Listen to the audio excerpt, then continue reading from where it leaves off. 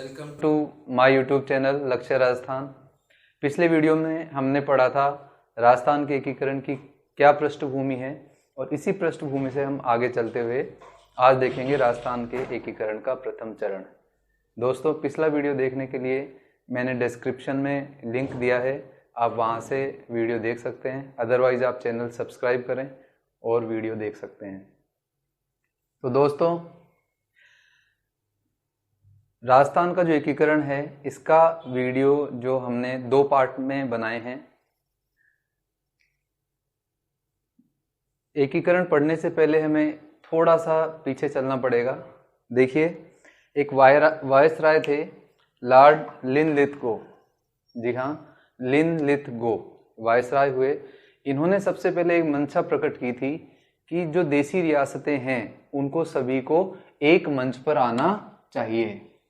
1939 में इन्होंने ये अपना मत रखा और सबसे पहले उन्होंने ये मंतव्य व्यक्त किया। इसके पश्चात अखिल भारतीय देसी राज्य लोक परिषद, नाम आपने सुन रखा होगा दोस्तों, बुक्स में पढ़ रखा होगा। अखिल भारतीय देसी राज्य लोक परिषद एक कांग्रेस की सहयोगी संस्था थी और यह रियासतों से भारत का जो संबंध है वह देखती थी। तो इसने भी यह मांग की सितंबर 1946 में कि जो रियासतें हैं राजस्थान की, ये सभी मिलकर के एक मंच पे आएं और एक राज्य का निर्माण करें। तो दोस्तों, इसके बाद हमने पिछले वीडियो में पढ़ा था कि रियासती विभाग का गठन सरदार वल्लभ भाई पटेल की अध्यक्षता में किया गया था। वीपी मेनन उनके सहायक थे। तो जब सरकार ने ये देखा कि बार बार प्रयास करने के बाद भी, कोशिश करने के बाद भी कोई रिजल्ट नहीं आ रहा था, तो 16 दिसंबर 1947 को पटेल ने ये वक्तव्य प्रकाशित करवाया कि छोटी रियासतें जिनकी जनसंख्या 10 लाख और आय 1 करोड़ से कम है, उनको देश में सम्मिलित किया जाएगा या वे स्वयं का गठबंधन कर सकती हैं। तो जैसे ही ये घोषणा हुई तो जो छोटी छोटी रियासतें थी जो स्वतंत्र रहने का सपना देख रही थी, उनके समस्या हो गई और उन्होंने एक दूसरे से संपर्क करना शुरू किया। दोस्तों, तत्कालीन राजस्थान में 19 रियासतें थी, 3 ठिकाने थे और एक केंद्र शासित प्रदेश था, अजमेर मेरवाड़ा जो कहलाता है। और अजमेर मेरवाड़ा जो प्रदेश है, इस पर यहाँ पर एक अंग्रेज अधिकारी बैठता था जिसे एजीजी कहा जाता था, अर्थात agent to the governor general या वायसराय का प्रतिनिधि। आज के परिप्रेक्ष्य में हम कह सकते हैं कि केंद्र शासित प्रदेशों में जो उपराज्यपाल होते हैं, बिल्कुल वही उसी प्रकार का यह पद होता था। यह एजीजी का कार्य होता था भारत सरकार और अपने जो अधीन क्षेत्र हैं उनके बीच में संपर्क स्थापित करना। तो दोस्तों, एकीकरण के चरण में आपने बहुत सारे वीडियोस देखे होंगे, तो मैं ये आपको विश्वास दिलाता हूँ कि मैंने इन वीडियो में सभी महत्वपूर्ण प्रश्नों का समावेश किया है। तो आप बिल्कुल भी परेशान ना हो, यहाँ वहाँ ज़्यादा आपको परेशान होने की ज़रूरत नहीं है। और यह वीडियो सारे लगभग महत्वपूर्ण प्रश्न कवर करता है। तो चलिए हिस्ट्री को एक अलग अंदाज से पढ़ते हैं। जी दोस्तों, तो पहला जो चरण है यह था मत्स्य संघ। मत्स्य संघ में मुख्य रूप से 4 रियासतें सम्मिलित थी, अलवर, भरतपुर, धौलपुर और करौली। इन चारों रियासतों के प्रतिनिधियों को भारत सरकार द्वारा दिल्ली में बुलाया गया। इन्हें कहा गया कि आप बैठिए, एक मंच पर आइए और एक संगठन बनाइए, एक अपना सम्मेलन कीजिए। इस प्रकार से राजी हो गए और पहला चरण जो है उसकी आधारशिला रखी गई, उसका नाम रखा गया मत्स्य संघ। मत्स्य संघ की स्थापना जो है ये हुई 18 मार्च 1948 को। और ये जो नाम मत्स्य संघ है, मत्स्य, ये जो सुझाव है इस नाम का, ये दिया कन्हैयालाल माणिक्यलाल मुंशी महोदय ने। तो ये प्रश्न भी परीक्षाओं में प्रश्नव्य है, पूछा जा सकता है, पूछा गया भी है। तो के.एम. मुंशी जो महोदय हैं, इनके सुझाव पर इसका नाम मत्स्य संघ रखा गया। क्यों रखा गया? यहाँ एक इतिहास से संबंधित प्रश्न, प्राचीन इतिहास से संबंधित प्रश्न भी क्लियर होता है। ये इसलिए रखा गया क्योंकि उस समय प्राचीन काल में ये जो क्षेत्र हैं, यहाँ पर एक राज्य था जो मत्स्य प्रदेश कहलाता था और उसकी राजधानी विराटनगर थी, जो कि बहुत प्रसिद्ध ऐतिहासिक स्थल है, जैसा कि मैंने पहले भी पाषाण काल वाले वीडियो में बताया था। तो दोस्तों मत्स्य संघ का नाम रखा गया ये, और इसमें 4 रियासतें सम्मिलित हुई, दिल्ली, माफ कीजिए, अलवर, भरतपुर, धौलपुर और करौली। यहाँ एक प्रश्न और आप क्लियर करेंगे कि इन 4 रियासतों में भरतपुर और धौलपुर रियासतें 19 रियासतों में से 2 रियासतें ऐसी थी जो कि जाट वंश से संबंधित थी। तो दोस्तों आगे चलते हैं। ये जो 4 रियासतें हैं, इन 4 रियासतों को हम एक फॉर्मूला मैंने बनाया है, अले भरत धोले कार। कोई व्यक्ति है, थोड़ा सा तुतलाता है, हकलाता है, वो बोल रहा है कि अले भरत धोले कार को। तो अले से यहाँ पर होता है अलवर, भरत से होता है भरतपुर, धोले से होता है धौलपुर, और कार का मतलब हो गया करौली।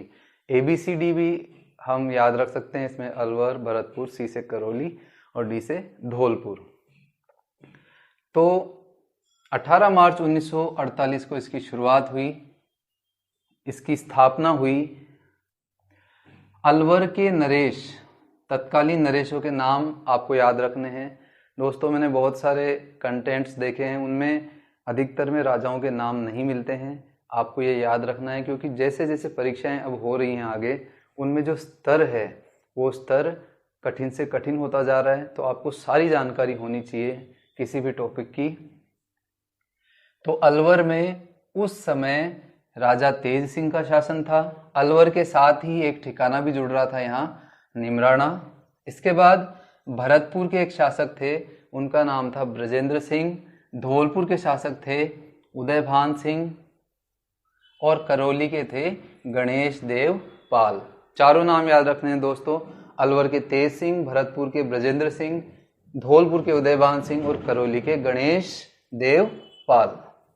तो दोस्तों जो तेज सिंह हैं, इनके बारे में यहाँ पर मैं थोड़ा सा प्रकाश डालूं कि तेज सिंह जो है ये हिंदू राष्ट्रवादी विचारधारा के व्यक्ति थे, और जब गांधी जी ने असहयोग और जितने भी आंदोलन चलाए तो ये गांधी जी से थोड़ा मुखर रहते थे, और गांधी जी की हत्या के सिलसिले में गोडसे, नाथूराम जो गोडसे हैं, उनका अलवर जाना हुआ था।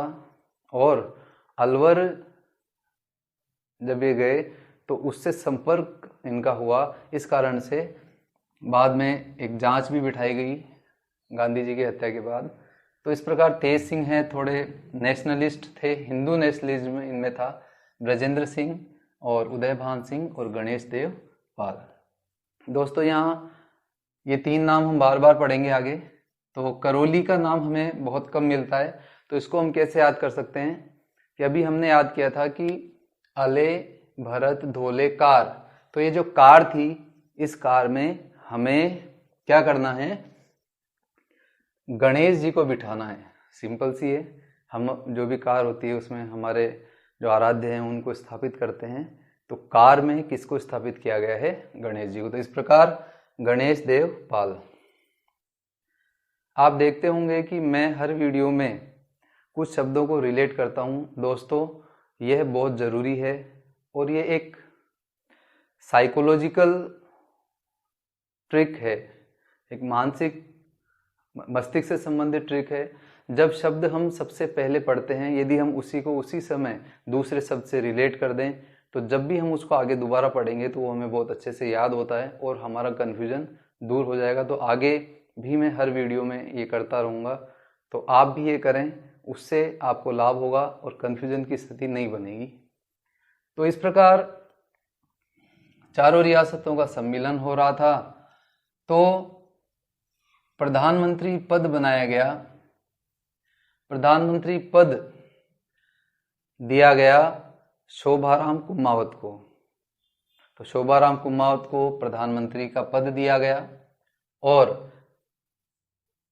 इसका जो उद्घाटन है दोस्तों, इसका जो उद्घाटन है वह, मत्स्य संघ का उद्घाटन है वह, याद रखिएगा आप, लोहागढ़ जो किला है धौल भरतपुर का, वहां पर इसका उद्घाटन हुआ था और इसका उद्घाटन किया था श्रीमान एन.वी. गौडगिल ने। एन.वी. गौडगिल, नरहरि विष्णु गौडगिल, इनके बारे में थोड़ा सा जान लेते हैं। जब भारत आज़ाद हुआ उस समय जो सरकार बनी, केंद्रीय सरकार, तो उसमें ये कैबिनेट मंत्री थे और इनके पास व्यापार, दोस्तों याद रखिएगा, आजकल जो प्रश्नों का लेवल है उसको देखते हुए हमें सब कुछ पढ़ना है, समझना है। तो व्यापार, खनन और लोक निर्माण, व्यापार, खनन और लोक निर्माण विभाग इनके पास थे। तो इनको बुलाया गया और इन्होंने इस जो मत्स्य संघ की स्थापना हुई तो मत्स्य संघ का इन्होंने उद्घाटन किया। और उद्घाटन के बाद जो कुछ प्रमुख पद हैं, तो प्रमुख जो पद है वो होता था राज प्रमुख और उपराज प्रमुख। तो राज प्रमुख पद दिया गया धौलपुर के नरेश उदयभान सिंह को और उपराज प्रमुख बनाया गया गणेश देवपाल करौली को। तो दोस्तों बुक्स में केवल ये बताया जाता है करौली के शासक को उपराज्यपाल बनाया गया, तो आपको ध्यान रखना है वो जो गणेश जी गाड़ी में बैठे थे वही उपराज प्रमुख भी हैं। और यहाँ की राजधानी बनाई गई अलवर। तो इस प्रकार राजधानी अलवर बना दी गई, राज प्रमुख उदयभान जी को बनाया गया, उपराज प्रमुख गणेश देवपाल जी को बनाया गया, उद्घाटन हो गया। अब आजकल जो पैटर्न है उसमें देखिए ये भी हमें पढ़ना पड़ेगा। इसमें कुछ मंत्री शामिल किए गए विभिन्न जगहों से। तो मास्टर भोलानाथ जो कि अलवर से थे, तो इनको मंत्रिमंडल में शामिल किया गया। तो दोस्तों भोलानाथ, तो इसमें अल जैसा ध्वनि आ रही है और ये हो गया आपका अलवर। फिर हैं गोपीलाल यादव। तो देखिए जो भरतपुर क्षेत्र है ये ब्रज क्षेत्र भी कह सकते हैं हम इसको, भरतपुर धौलपुर ये ब्रज क्षेत्र का हिस्सा था। तो इस प्रकार तो जो गोपीलाल यादव हैं इन्हें भरतपुर से शामिल किया गया। धौलपुर से शामिल किया गया मंगल सिंह को, धौलपुर से मंगल सिंह को शामिल किया गया। इसके पश्चात इसको हम ऐसे याद कर सकते हैं कि जो धौली है वो मंगल गीत गा रही है। तो धौलपुर से शामिल किया गया मंगल सिंह को और करौली से शामिल किया गया चिरंजीलाल शर्मा को। एक बार पुनः फटाफट मैं रिपीट कर देता हूं। देखिए अलवर से मास्टर भोलानाथ, भरतपुर से गोपी लाल यादव, धौलपुर से मंगल सिंह और करौली से चिरंजीलाल शर्मा। और इस रियासत जो मैंने भी पहले बताया कि जो शर्तें थी उस शर्तों को ये पूरा कर रहे थे चारों रियासतें मिलकर के। इनकी जो आबादी है वो 18 लाख के लगभग थी और इनकी जो आय है वो लगभग 1.84 करोड़ थी। बहुत सिंपल है याद करने के लिए, 183 और 184, 183 लाख लोग हो नहीं सकते तो 18.3 लाख और आमदनी हो जाएगी 1.84 करोड़। इस प्रकार पहला चरण चलता है, मत्स्य संघ स्थापित हो गया और एकीकरण का श्री गणेश राजस्थान में हो गया। मत्स्य संघ का निर्माण पहले चरण में हो गया था। इस चरण को हम वापस ले जाके मिलाएंगे 5वें चरण में। तो दोस्तों याद रखिएगा मत्स्य संघ का निर्माण हुआ पहले चरण में और मत्स्य संघ का विलय किया गया राजस्थान के एकीकरण के 5वें चरण में।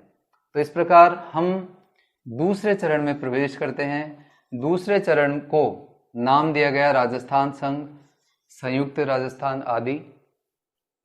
पहले चरण और दूसरे चरण के मध्य केवल 7 दिन का अंतर था। 25 मार्च 1948 को दूसरा जो चरण है यह शुरू किया गया, प्रारंभ हुआ या उद्घाटन हुआ 25 मार्च 1948। बहुत सिंपल है दोस्तों याद करना। पहला चरण 18 मार्च, दूसरा चरण 25 मार्च, दोनों मार्च में है। इस प्रकार यहाँ देखिए 9 रियासतें सम्मिलित थी और एक ठिकाना।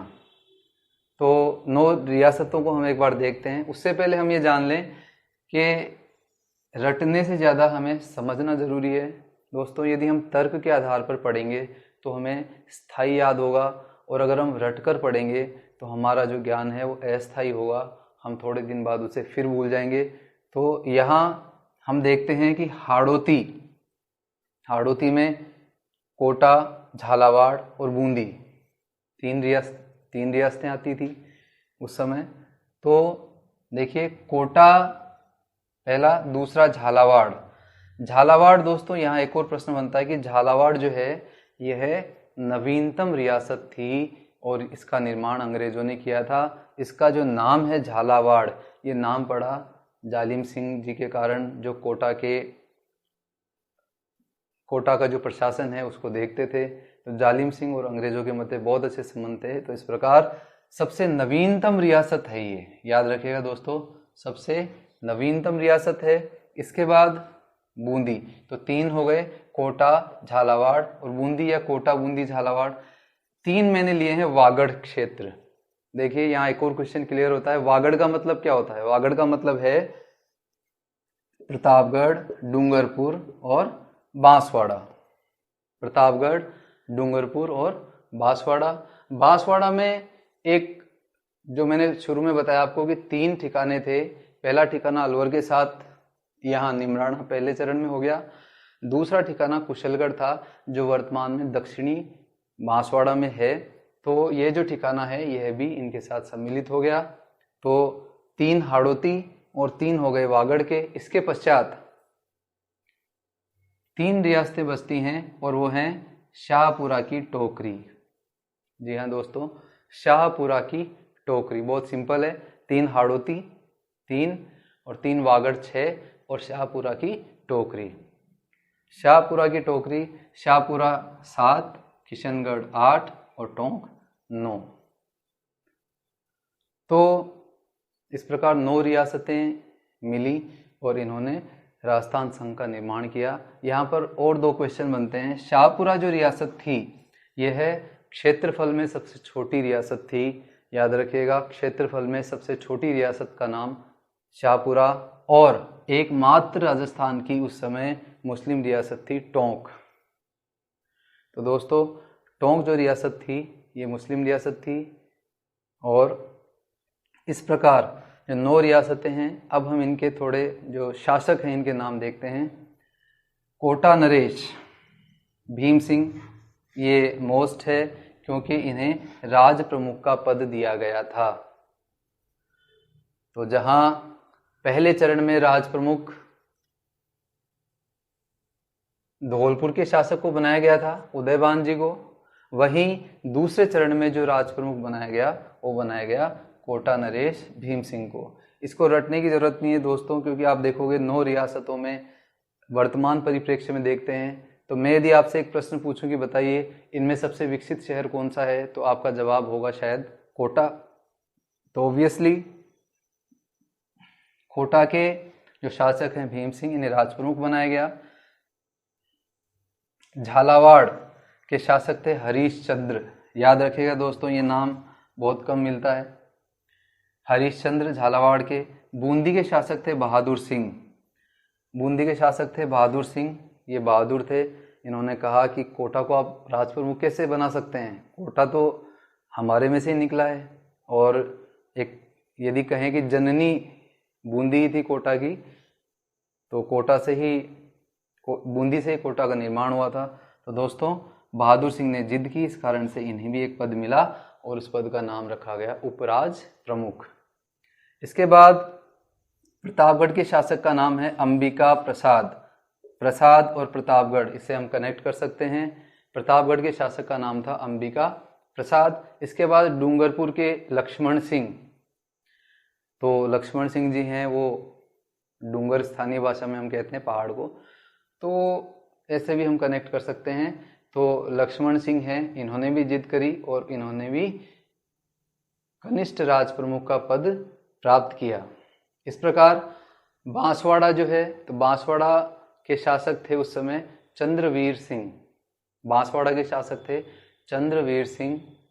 और इनका एक कथन बहुत प्रसिद्ध है, जब इन्होंने विलय पत्रों पे हस्ताक्षर किए तो इन्होंने कहा था कि मैं अपने डेथ वारंट पे हस्ताक्षर कर रहा हूँ।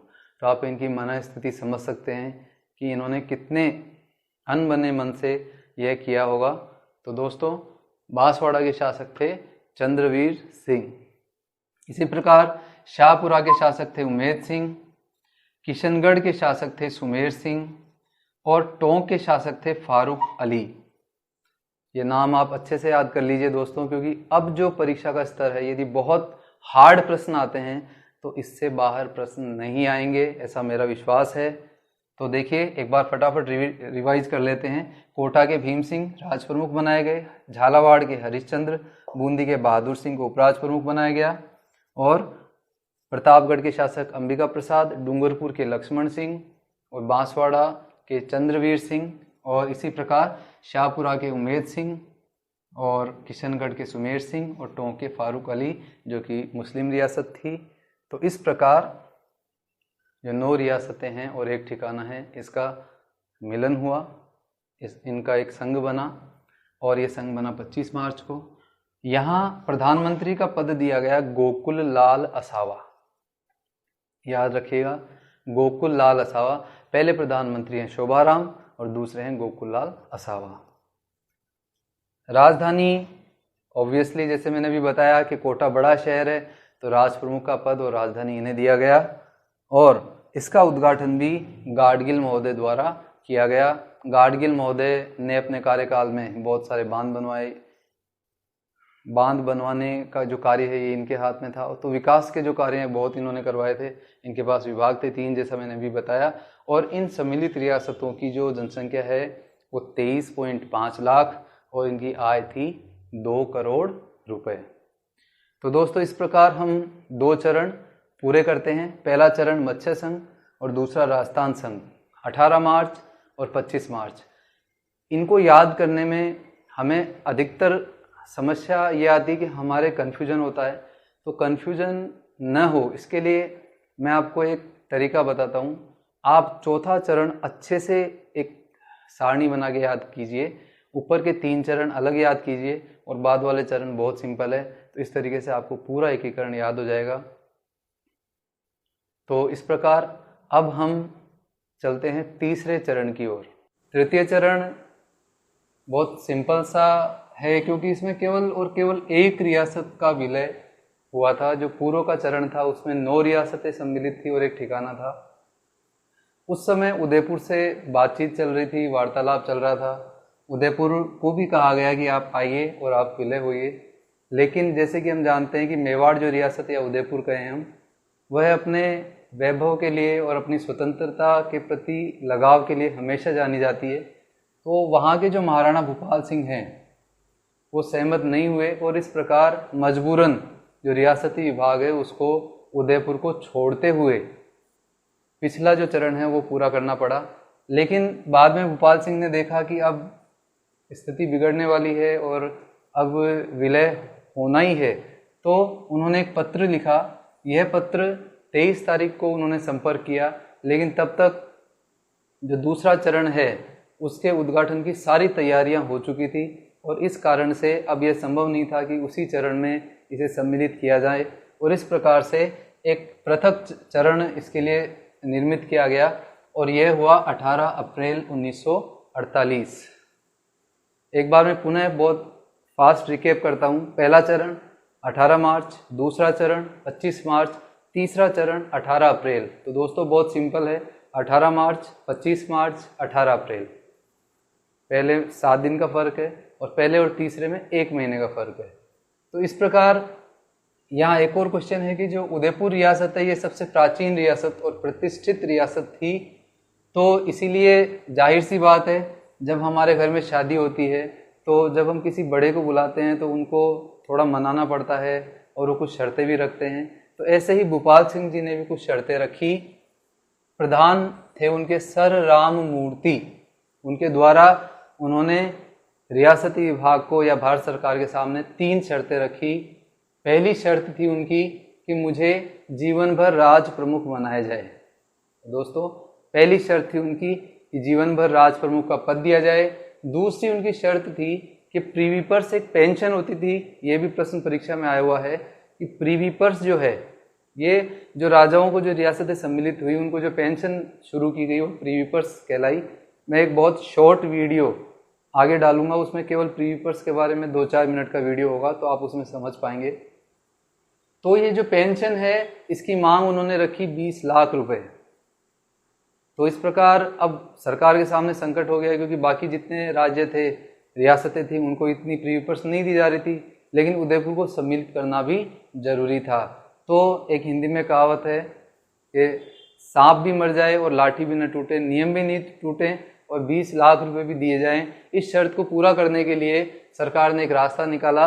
10 लाख रुपए उनका प्रीवी पर्स तय किया गया, 5 लाख रुपए उनको अनुदान दिया गया और 5 लाख रुपए उनको धार्मिक अनुष्ठान के पेटे पैसे दिए गए। तो इस प्रकार से मिला करके जो भूपाल सिंह जी की शर्त है वो भी पूरी हो गई और सरकार अपने बात पर भी रह पाई। तीसरी उनकी शर्त थी कि अगर मेवाड़ को शामिल किया जाए तो राजधानी मेवाड़ में ही रखी जाए, उदयपुर को बनाया जाए। तो यह शर्त भी रियासती विभाग द्वारा मान ली गई, सरकार द्वारा मान ली गई। इस प्रकार उदयपुर का जो विलय है वह 18 अप्रैल 1948 को जो पिछला चरण है उसमें हो गया। इस प्रकार से आजीवन राज प्रमुख बना दिया गया भूपाल सिंह जी को।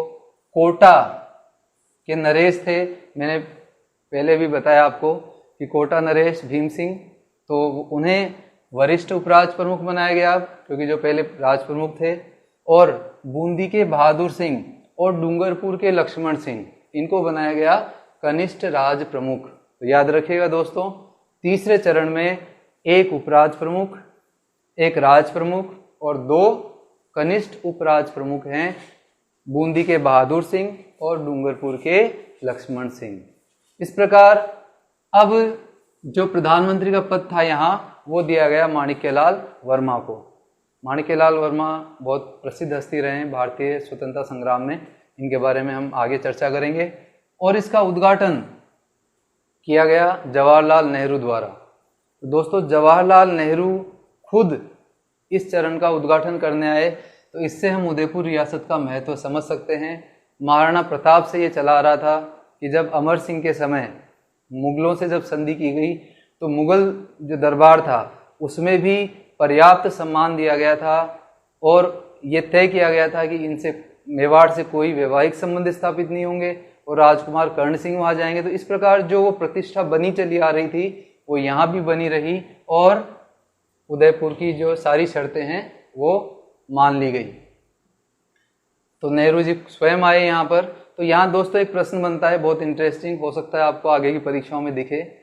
ऐसा कौन सा चरण है जिसका उद्घाटन तत्कालीन प्रधानमंत्री ने किया? तो यहाँ पर 2 क्वेश्चन आपको आने चाहिए इस प्रश्न में। पहला कि उस समय प्रधानमंत्री कौन थे और दूसरा ये जो है कि तीसरे चरण में। तो इस प्रकार से प्रश्न भी आ सकते हैं। तो आपको अपने विवेक से काम लेना है, तर्क से काम लेना है, रट्टा मार के आप सभी प्रश्नों के उत्तर नहीं कर सकते हल। इस प्रकार इनके जो मंत्रिमंडल है उसमें उदयपुर से कुछ प्रतिष्ठित व्यक्ति शामिल किए गए। गोकुल लाल असावा, प्रेम नारायण माथुर, भूरेलाल बया और मोहनलाल सुखाड़िया। मोहनलाल सुखाड़िया बहुत सिंपल है याद करना। उदयपुर में यदि आप कभी घूमने गए हों तो वहाँ एक सुखाड़िया सर्कल आदि कुछ बने हुए हैं, तो सीधी सी बात है कि उदयपुर के थे मोहनलाल सुखाड़िया। अब यहाँ पर बसते हैं गोकुल लाल असावा, प्रेम नारायण माथुर और भूरेलाल बया। डूंगरपुर रियासत से सम्मिलित किया गया भोगीलाल पंड्या को। ये भी हम आगे पढ़ेंगे स्वतंत्रता संग्राम और इनमें तो या समाज सुधार में वहाँ ही आएंगे, तो वो ये भी आपका बिल्कुल क्लियर हो जाएगा। इसके बाद अभिन्न हरि, ये सब प्रजामंडल के वरिष्ठ नेता थे। ये कोटा से थे, याद रखिएगा दोस्तों, कोटा से थे। और ब्रज सुंदर, वैसे ब्रज और वैसे बूंदी, ये बूंदी से थे। एक बार फटाफट मैं रिवाइज कर देता हूँ। गोकुल लाल असावा, प्रेम नारायण माथुर, भूरेलाल बया और मोहनलाल सुखाड़िया। गोकुल लाल असावा, प्रेम नारायण माथुर, भूरेलाल बया और मोहनलाल सुखाड़िया उदयपुर से, डूंगरपुर से भोगीलाल पंड्या, अभिन हरि कोटा से और ब्रज सुंदर शर्मा बूंदी से सम्मिलित हुए। और इस प्रकार जो उदयपुर सम्मिलित हुआ, इसके बाद जो तृतीय चरण के पश्चात कुल आबादी है वो 42 लाख हो चुकी थी और जो आय है वो पहुंचकर चली गई 3.16 करोड़। ये याद करना बहुत सिंपल है दोस्तों, बहुत इजी है। चरण है तीसरा और आय भी कितनी हो गई, 3 करोड़। तो दोस्तों थैंक्स फॉर वॉचिंग, और यदि आपको वीडियो अच्छा लगा हो तो प्लीज़ चैनल को सब्सक्राइब कीजिए, लाइक कीजिए और शेयर कीजिए। अगले वीडियो में हम राजस्थान के एकीकरण का दूसरा चरण पढ़ेंगे। Thanks for watching.